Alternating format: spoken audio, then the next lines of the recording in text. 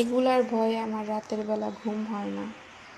এগুলো এত বাজে জিনিস আর খুবই বিরক্ত করে। এগুলো স্বাভাবিকের থেকেও অনেক বড়, কাছ থেকে না দেখলে বোঝা যাবে না। আমি খুব ভয় পেতেছিলাম।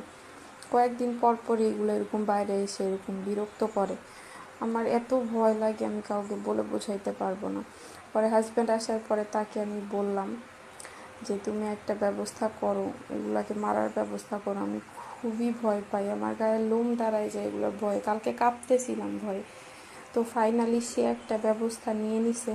জানি না, রাতের বেলা খুবই ভয় পাইতেছিলাম। পরে সে আমাকে 3-4টার সময় ডেকে বলে, দেখো একটাকে ধরছি।